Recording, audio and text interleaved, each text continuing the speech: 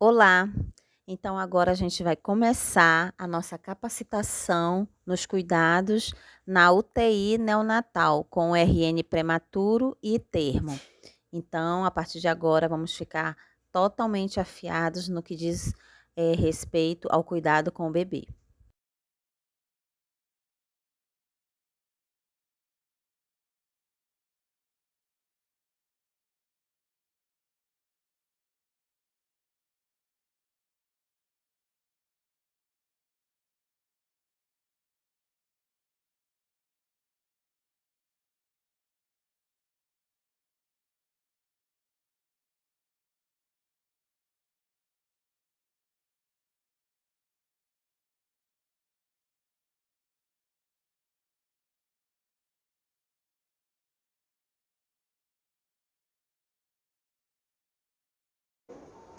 Olá!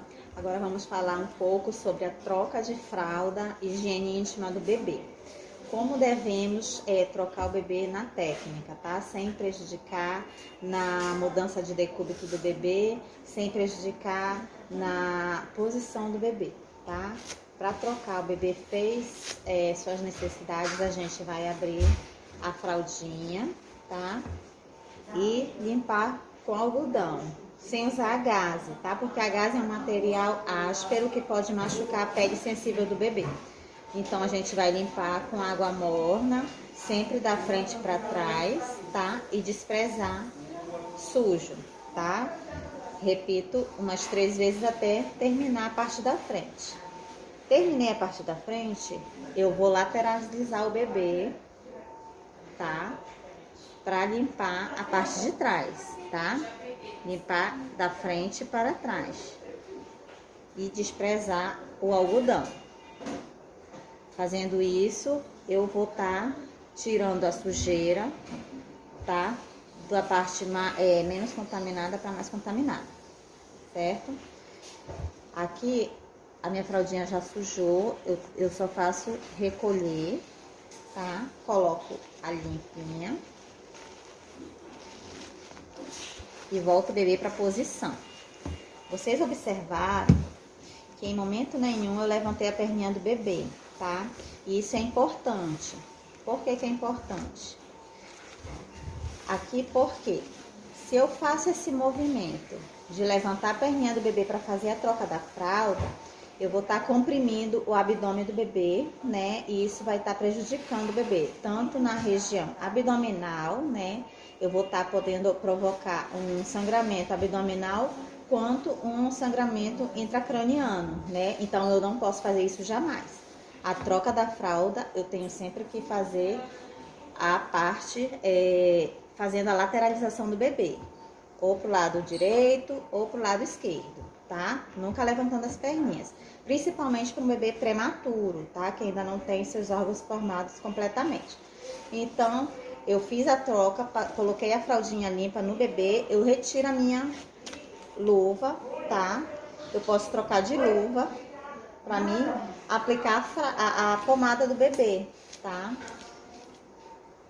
Recolhi o meu material sujo, tá? E com a luva limpa eu vou aplicar a pomadinha no bebê, na virilha e na região do bumbum, nunca dentro da genitália. Por que nunca dentro da genitália? Porque dentro da genitália vai ficar ruim a remoção dessa pomada. Eu posso estar machucando o bebê na hora da remoção e eu posso estar também prejudicando. Ele pode apresentar alguma reação ou irritação, tá? Aplicando a pomada, eu vou estar fechando aqui a fraldinha, tá? E ele tá preparado e limpo e seco para uma próxima troca de fralda, tá? E esse foi o ensinamento de hoje. Espero terem gostado e é só. Quanto tempo um recém-nascido pode ficar com a fralda suja? A fralda do bebê deve ser trocada sempre que estiver suja, ou pelo menos a cada 3 ou 4 horas após o final de cada mamada. especialmente nos primeiros 3 meses de vida, porque o bebê normalmente faz cocô depois de mamar. E isso vale também para a UTI neonatal. Às vezes, com a demora da troca da fralda, quando esse bebê faz as eliminações vésico-intestinais, geralmente começa a aparecer a hiperemia, então temos que ter todo o cuidado na troca de fralda, ok? Quais os cuidados gerais para a troca de fralda? É preciso limpar muito bem o bebê ao trocar a fralda, tendo feito xixi ou cocô. E o melhor material para isso é algodão com água limpa e morna. Os lenços umedecidos são proibidos na UTI neonatal por apresentar alergia ou irritação nos RNs.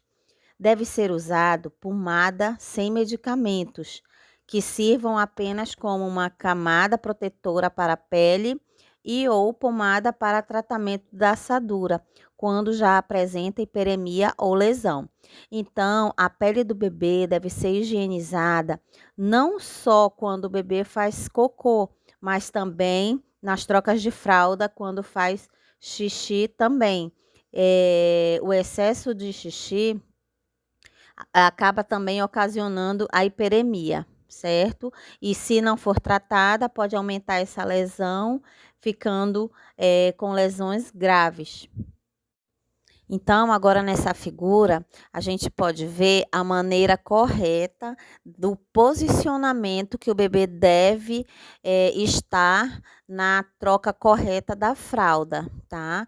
Nunca levantar as perninhas do bebê, sempre lateralizando, certo? Porque com o levantamento da perna, a criança é suscetível a ter sangramento abdominal ou então sangramento intracraniano. Então, essa é a forma correta de fazer a troca da fralda. E a próxima imagem, nós estamos observando aqui que alguém trocou a fralda do bebê levantando as perninhas. Essa é a forma incorreta. Como eu falei para vocês, o levantamento da perninha ocasiona o sangramento gástrico ou então o sangramento intracraniano, né? Ou uma hemorragia intracraniana. Isso é uma patologia muito grave e, com o passar do tempo, pode até ocasionar lesões futuras ou sequelas.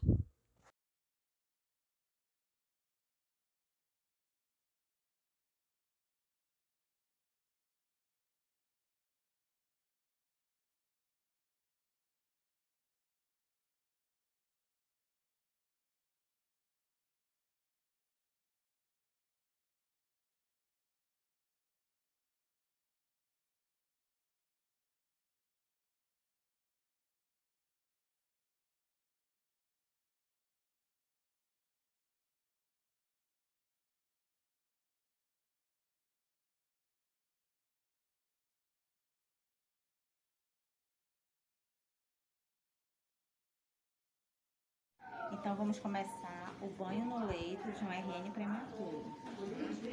Inicio pela cabeça, a aguinha já está morna, numa temperatura adequada para o bebê, tá?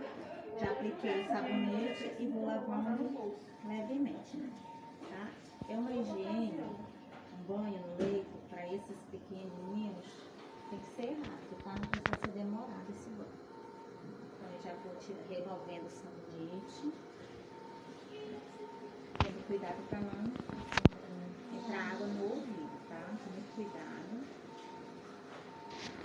Então, já removi da cabecinha, eu vou secar.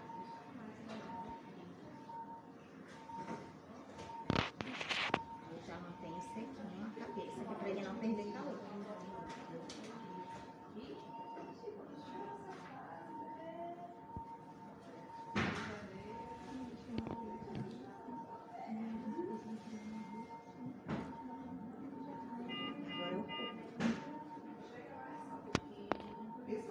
Lembrando que ele tem dispositivo, tá? Proteger os dispositivos, para não molhar curativo. Como hoje não é a troca, para mim não tá tirando a fixação para não lesionar a pele do bebê, eu evito molhar.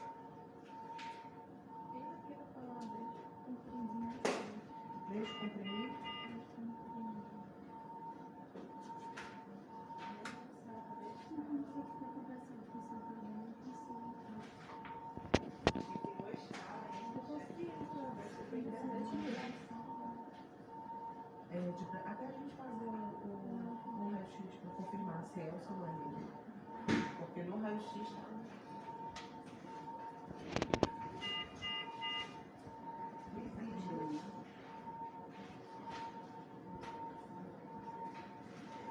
Vira aquele de ladinho para lavar a coxinha dele.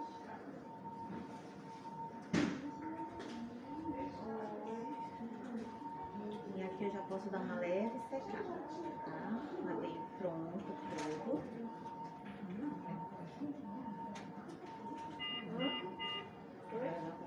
Parte da genital. Ela acabou de tirar ela no pelo.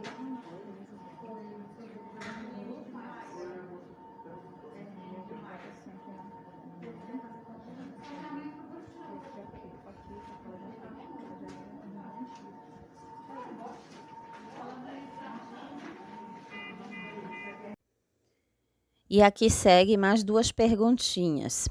Qual a regra principal para iniciar o banho?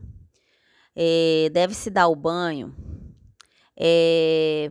a partir do cuidado da temperatura do bebê, certo? O banho, ele pode ser muito assustador quando o bebê é muito pequenininho, muito prematuro. O mais importante nessa hora é acertar nos itens utilizados. O item mais utilizado, que devemos nos preocupar bastante, é a temperatura da água, certo? Ela deve estar entre 36,5 e 37,5. Lembrando que o banho só deve ser realizado se o RN estiver com a temperatura acima de 36,5. Então, se estiver abaixo de 36,5, o que devo fazer? Eu devo estar aquecendo esse bebê até que ele atinja maior que 36,5 de temperatura, para quando ele tomar o banho dele, não cair tanto a temperatura para não desestabilizar o estado geral desse RN. E com que devo me preocupar? Eu devo me preocupar com a minimização de efeitos indesejados, como hipotermia, hipoglicemia, infecções e alterações respiratórias e cardiovasculares. Então, a partir do momento que o bebê apresenta hipotermia, onde eu deveria ou poderia ter evitado, tudo altera. Toda a hemodinâmica da criança altera, né? Como eu já falei aqui, ele pode apresentar alterações respiratórias e cardiovasculares. Então, agora vamos passar um vídeo para vocês perceberem e aprenderem a posição correta. Após esse banho, o RN também precisa ser bem posicionado para uma melhor hemodinâmica na clínica dele, certo? Então, assistam aí o vídeo. O travesseirinho a gente coloca na altura abaixo do ombro, tá? Para o bebê ter uma posição de conforto, para o pescoço não ficar fletido, tá? Ele ter a via aérea livre para respirar, tá bom? Agora vem o suave encosto.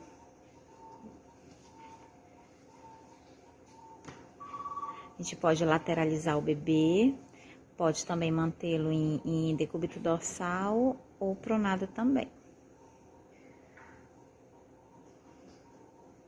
Suave encosto, ele é confeccionado com material algodão ortopédico e malha tubular, para ficar bem confortável para o bebê, tá? E ele conseguir ficar bem confortável dentro do ninho. A gente pode usar também uns paninhos para fazer um rolinho e deixar ele mais confortável ainda, tá?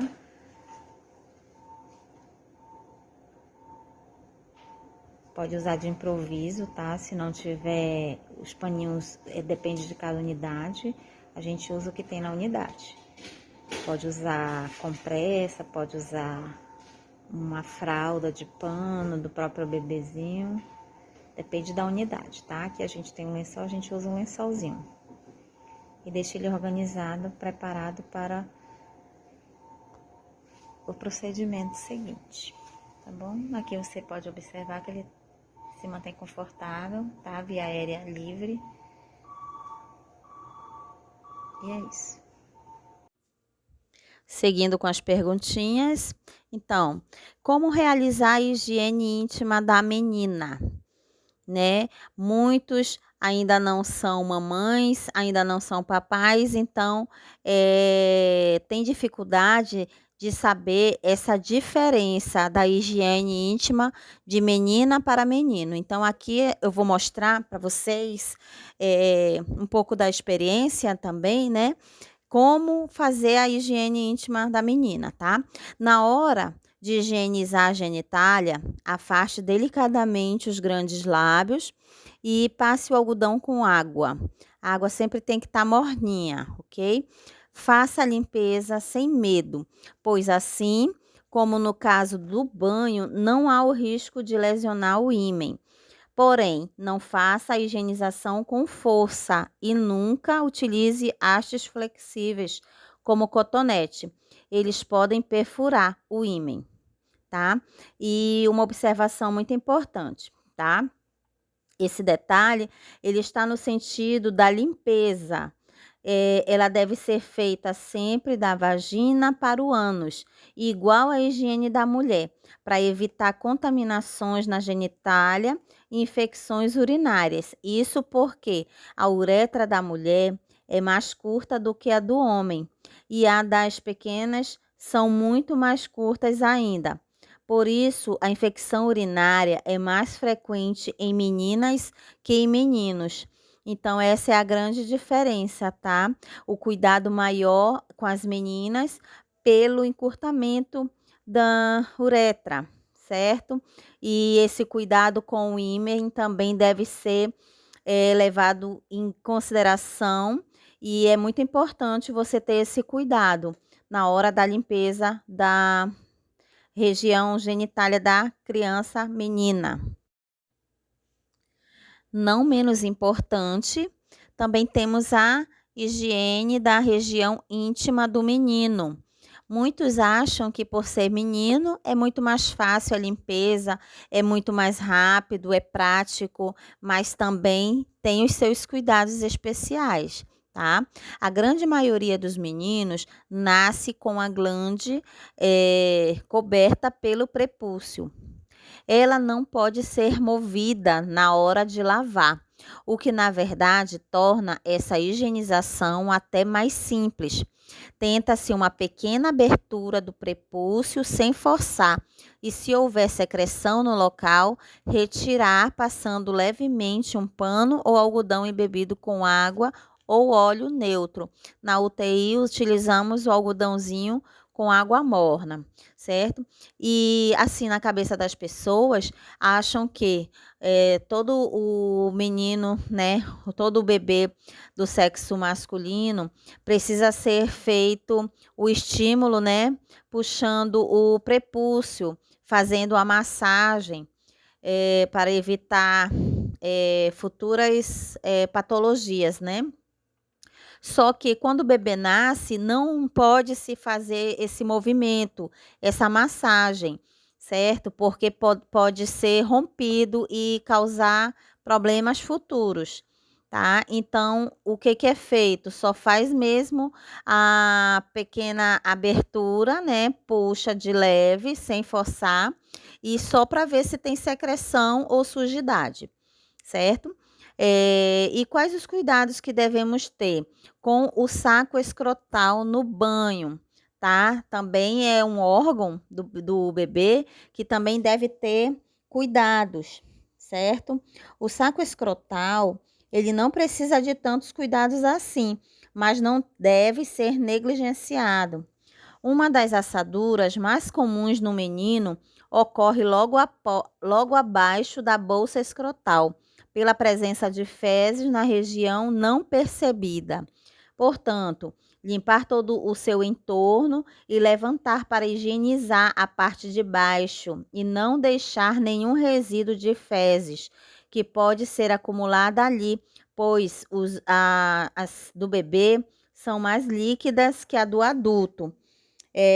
Então, sempre na higiene do saco escrotal do bebê, também fazer a remoção, mesmo quando não houver fezes, mas às vezes tem o acúmulo de pomada. Então, ali também deve ser removido com água morna e ser aplicado uma nova camada de pomada, certo? E aqui vou falar um pouco de uma observação muito importante, tá? Que vale a pena ressaltar que o sentido da limpeza para os meninos também é do pênis para o ânus, para que as bactérias de um não vão para o outro. Mesmo que as infecções urinárias sejam mais frequentes nas meninas, e não esqueça que os meninos podem urinar enquanto você está fazendo a troca de fralda. Por isso, vale a pena cobrir o pênis com um paninho. Isso acontece muito quando a gente está trocando a fralda. Se não proteger, parece assim que eles só ficam esperando retirar ali a fralda. Quando está livre, tá nu, está sentindo um ventinho, eles aproveitam esse momento para dar a surpresa para quem está trocando a fralda dele. Então, além disso, deve-se secar muito bem a pele, principalmente nas preguinhas, ali onde fica a região do saco escrotal, que é todo preguiado. Então, no caso de ser necessário puxar o prepúcio, isso só deve ser feito pelo médico, certo? Já que, quando puxado indevidamente, pode rasgar a pele, podendo cicatrizar incorretamente e ser necessária uma cirurgia, como eu falei anteriormente para vocês. A forma incorreta de puxar a pele ocorre e algumas lesões futuramente, né, que acaba acarretando aí para a vida do bebê. Então, todo cuidado aí é pouco. Um outro cuidado que eu devo ter, principalmente, é na fixação da fralda. Saber o tamanho correto que esse bebê usa, certo? Alguns bebês muito prematuros, quando tem uma fralda muito grande, algumas unidades costumam cortar essa fralda e isso não é legal, porque acaba tirando a proteção da fralda, ali onde tem um elástico ao redor da perninha, para segurar as eliminações do bebê, acaba sendo, ficando folgada, né? Ocorrendo risco de vazar, ter vazamento e sujar todo o leito da criança. Então, é importante a gente saber discernir o tamanho da fralda, saber quando deve-se reduzir o tamanho, redução de tamanho somente em casos de que o bebê esteja fazendo fototerapia, que eu preciso reduzir o tamanho para pegar a maior área do corpo do bebê, certo? Mas se o bebê não está fazendo foto ou ele não tem alguma área da pele que esteja em observação, como coto umbilical sangrando, onde eu preciso estar observando, eu não preciso estar diminuindo essa fralda. Eu posso usar ela no tamanho normal, tá? Para não ocorrer incidentes indesejáveis.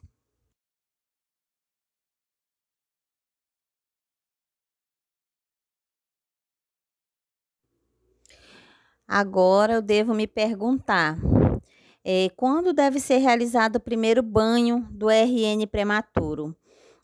Isso é uma dúvida que ocorre na cabeça de muita gente, tá? Para o banho do recém-nascido pré-termo, temos que ter como referência o seu peso, certo? Abaixo de 1,5 kg, o bebê não deve tomar banho. Deve-se fazer o banho de leito para a região da fralda, certo? E evitar o uso de sabão. Por quê? Abaixo de 1,5 kg, a pele do bebê é muito sensível. Até a fricção de gase não pode acontecer. A higiene dele tem que ser feita com algodão, que é um material mais leve, que não lesiona a pele do bebê, né? O uso de clorexidine, a gente deve usar o clorexidine aquoso, que ele é mais água que álcool, né? Ele tem o seu percentual de álcool muito reduzido, então não vai ocasionar uma lesão nesse bebê prematuro, certo? E é um bebê que perde muito facilmente calor, então não podemos estar realizando banho nele até ele atingir o peso ideal para realizar seu primeiro banho, ok? Então, qual a principal preocupação para a realização desse banho? O que eu devo fazer? O que eu devo atentar nesse momento? A manutenção da temperatura corporal, como eu já falei para vocês, certo? Isso é uma das principais preocupações da equipe durante esse processo adaptativo, uma vez que o RN apresenta dificuldades em manter a sua temperatura. A exposição do bebê ao ambiente extrauterino propicia maior risco de hipotermia, que pode ocasionar distúrbios cardiorrespiratórios, como nós falamos nos slides anteriores. Uma vez que acontece a hipotermia, desregula todo o sistema vital do bebê. Quando o bebê nasce, o bebê prematuro nasce, vocês observam que ao admiti-lo na UTI neonatal, ele vem envolvido num saquinho plástico para ele não perder calor pelo caminho.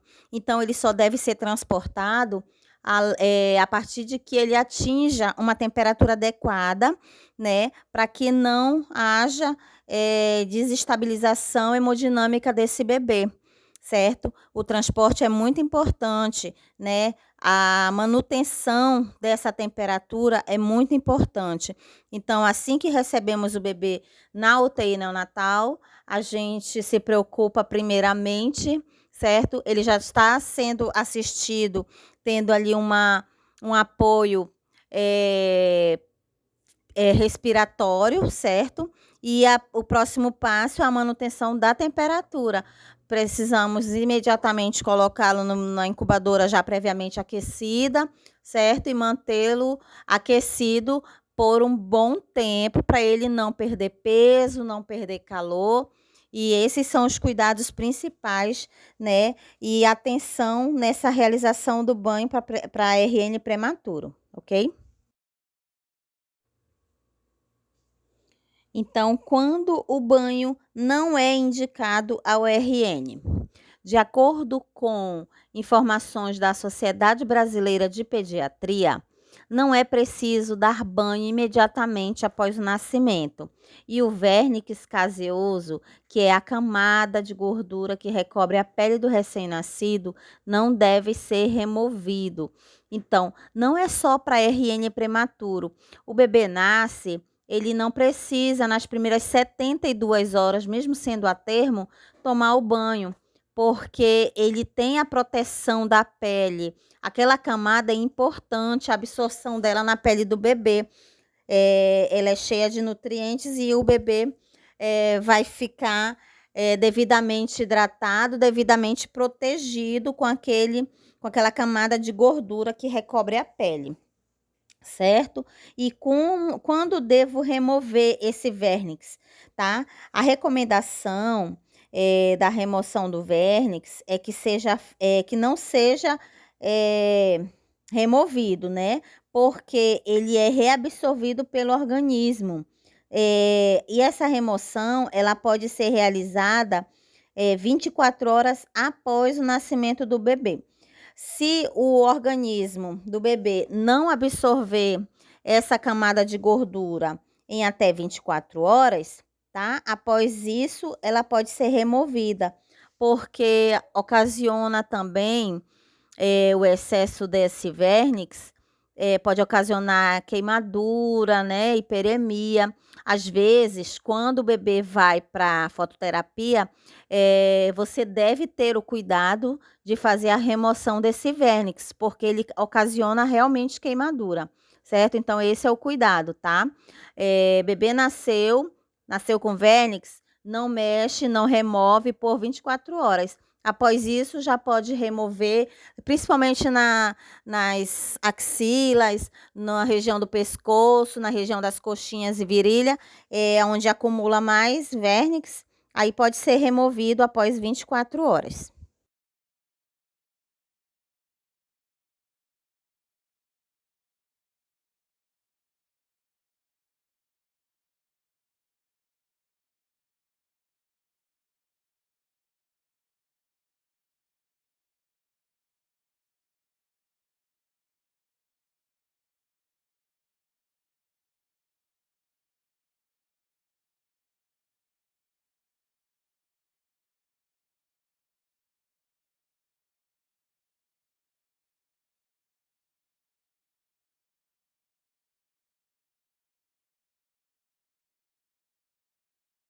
Então aqui a gente vai mostrar a limpeza do coto umbilical. Como devemos fazer? A gás embebida com álcool a 70%. A gente pode estar limpando bem a parte da base do umbiguinho do bebê. E pode passar bem, esfregando com bem vontade mesmo, porque como é um tecido morto, o bebê não sente dor aqui, ó. Ele vai chorar, vai se incomodar por ser geladinho. Aí percebe que sai sujo a gaze, ó. Então eu já troco a gaze e vou passar novamente. Tá? Levanto o umbigo do bebê e passo esfregando na base, até limpar totalmente o umbigo. Eu fazendo isso constantemente, de 2 a 3 vezes ao dia, eu vou estar ajudando que esse coto caia, esse umbiguinho caia. Ele vai levar mais ou menos de 5 a 15 dias para cair, tá bom? Então, no vídeo mostra claramente um coto com sujidade, tá? Um coto úmido. O que que eu devo me preocupar com esse coto? É deixá-lo limpo e seco, né? Porque onde tem umidade tem acontece também o crescimento de bactéria, tá? E eu não quero que isso aconteça com o coto umbilical. O que acontece se eu não fizer a limpeza desse coto? O coto, ele é rapidamente colonizável, como eu já falei, tá? E pode se infectar causando onfalite ou sepse. Às vezes acontece de não fazer a higiene corretamente e aquele coto tá úmido no primeiro dia, no segundo dia, ele já começa a apresentar um odor fétido e a criança começa a apresentar hipertermia, tá? E agravando, tendo que entrar com antibiótico. E é uma coisa tão simples de se tratar. Você, enquanto a criança está com coto umbilical, ainda você deve fazer o curativo 3 vezes ao dia, né? Manhã, tarde e noite, até esse coto cair. Após o caimento desse coto, você ainda deve estar limpando, porque na base ainda fica aquela secreçãozinha serosa. Você deve estar limpando até o total ficar recoberta da pele, certo? Então, isso é um cuidado muito simples de fazer pela equipe de enfermagem. Qualquer pessoa pode fazer, tá? E é usado o clorexidina alcoólico ou o álcool a 70%, dependendo da unidade de hospitalar, tá? E como devo proceder? A limpeza ela deve ser feita com clorexidina alcoólico ou álcool a 70%. Pode limpar sem medo. O bebê não sente nenhuma dor no processo, pois as células da região já estão mortas. O cordão umbilical deve cair entre 1 e 2 semanas de vida. Os cuidados na hora de limpar e secar bem vão ajudar nesse processo. Então, sempre o curativo do coto é feito após o banho, tá? Onde você vai realizar esse curativo, fechar a fraldinha e deixar o bebê descansar pelo resto do período de tempo.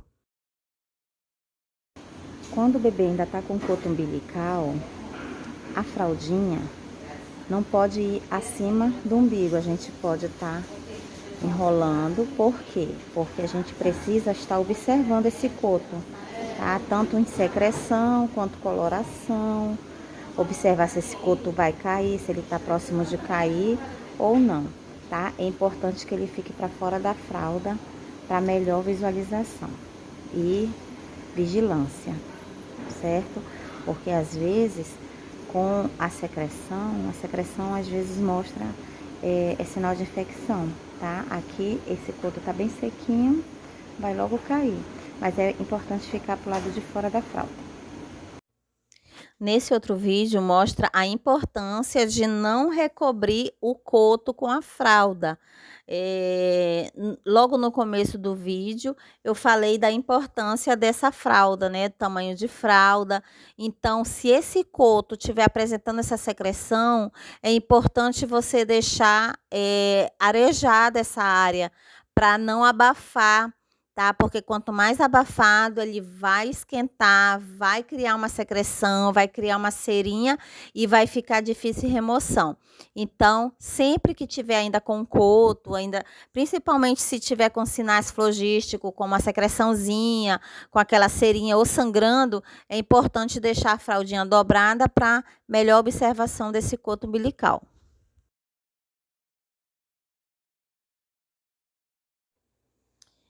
Então, agora para finalizar, nos cuidados gerais, o que devo me preocupar de sinais vitais? No momento em que o meu bebê está tomando banho, ou então eu esteja recebendo ele em uma admissão, ou então eu esteja reposicionando essa criança, tá? Eu devo me preocupar com a temperatura, com a frequência cardíaca e com a frequência respiratória. Então, agora vai ser falado um pouquinho de cada uma para vocês, a importância que cada uma tem, tá? Porque é um dado vital, certo? Onde é importante a aferição e controle desse sinal vital. Então, da temperatura, sabe-se que os parâmetros de normalidade para a temperatura axilar deve variar entre 36,5 a 37,5, sendo a hipotermia classificada em 3 categorias. Hipotermia leve, com temperatura de 36 a 36,4, hipotermia moderada, de 32 graus a 35,9, e hipotermia grave, quando a temperatura é menor que 32 graus. Então, se esse RN estiver apresentando alguma dessas temperaturas, principalmente hipotermia grave ou moderada, certo? Eu devo estar ajustando algo, eu devo estar agindo nesse momento. Eu devo ver a temperatura da incubadora, essa incubadora está aquecendo? Se não está aquecendo, eu devo estar trocando esse bebê de incubadora, certo? Se é problema na incubadora, eu vou estar trocando o bebê de incubadora. Ou então eu posso estar fazendo aquecimento dele ou com saquinho, se a minha unidade me fornecer saquinho para aquecimento. Eu posso estar também envolvendo esse bebê com avental, né? O avental descartável, que nós temos o capote. Eu posso estar também aquecendo soro, colocando ao redor nos 4 cantos da incubadora, na parte interna, longe do bebê, mas que aumente esse aquecimento da minha incubadora. Ou se esse RN estiver em berço aquecido e ele não estiver segurando uma temperatura adequada, eu posso estar retornando esse bebê para uma incubadora. Eu tenho que acelerar o processo da normalização da temperatura desse bebê, porque senão daqui a pouco ele vai estar fazendo apneia, né? Por quê? Porque a parte respiratória dele já alterou, né, devido à hipotermia.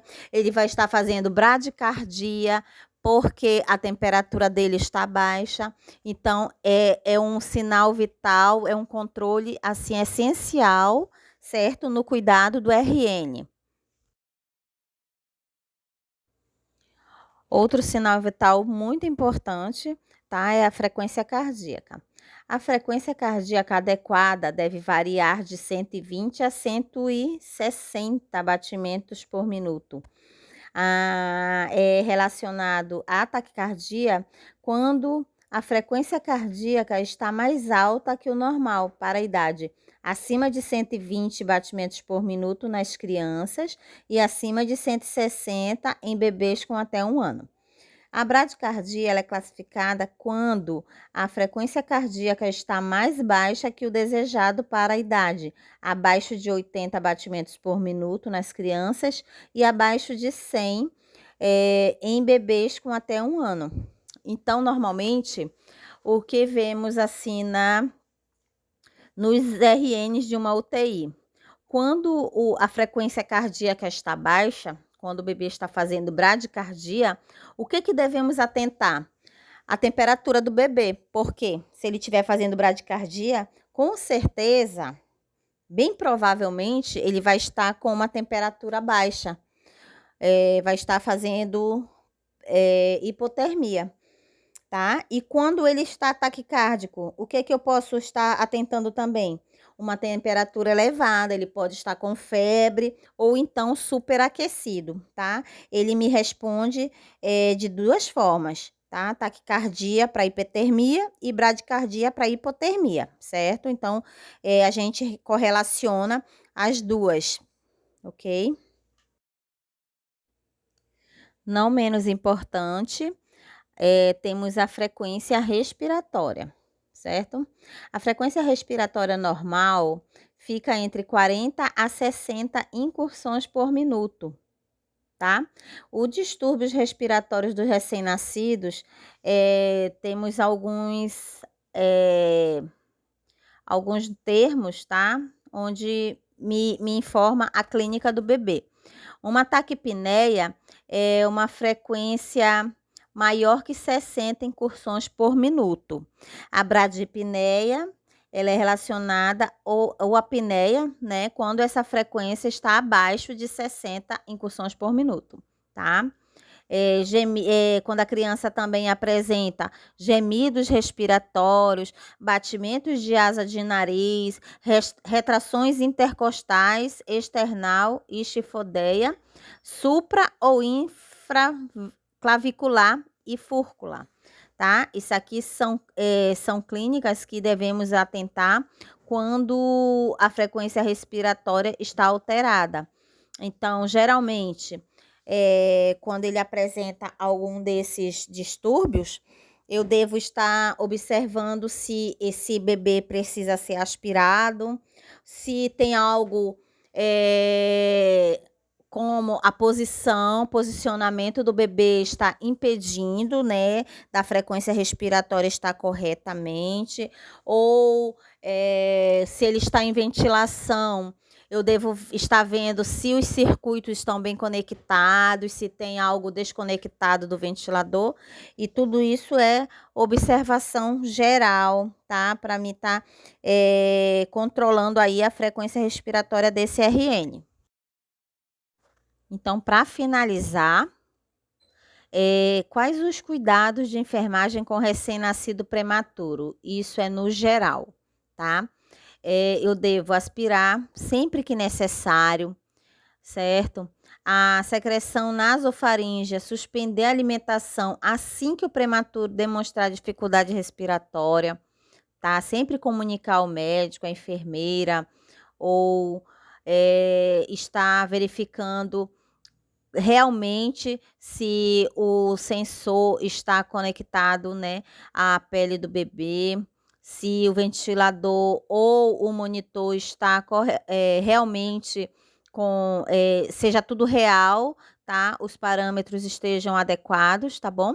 Vigiar constantemente a respiração do recém-nascido, observar e anotar, tá? Para detectar a presença de apneia. Vigiar a oxigenação, o controle da umidade e o aquecimento da incubadora. Isso é muito importante, tá? Falando também no controle da umidade, verificar sempre os copos umidificadores dos ventiladores se estão devidamente preenchidos.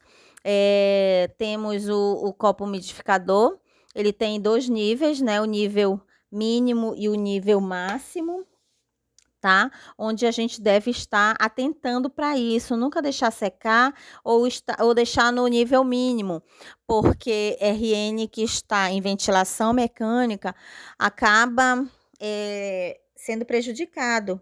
Através de quê? O que que apresenta? Esse RN pode apresentar sangramento nasal por falta de umidificação, né, na ventilação que ele está recebendo.